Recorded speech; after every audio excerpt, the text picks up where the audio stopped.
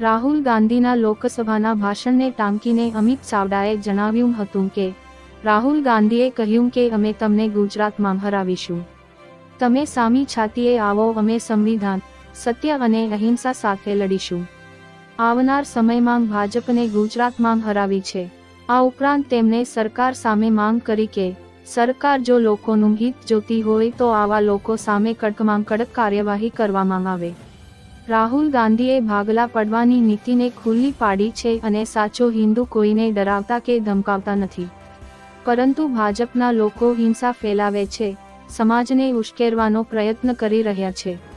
રાહુલ ગાંધીના લોકસભાના ભાષણનો અમુક જ ભાગ બતાવી રહ્યા છે અને ડરી જઈને કોંગ્રેસ ભવન પર હુમલો કર્યો છે।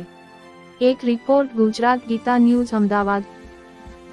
करके लोगों की आवाज दबाने का जो काम भाजपा कर रही है, हम उनसे कहना चाहते हैं, हमारे नेता राहुल गांधी ने भी बिना डरे, किसी के सामने झुके बिना देश की सच्ची परिस्थिति संसद में बयां की है।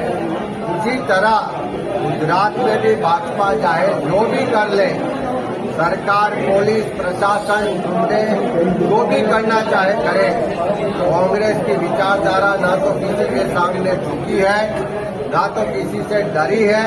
और आने वाले समय में भी गुजरात के लोगों के हक अधिकार की लड़ाई लड़ने से, संविधान बचाने की लड़ाई लड़ने से और लोगों के हक अधिकार और न्याय की बात करने से कोई हमें रोक नहीं सकता।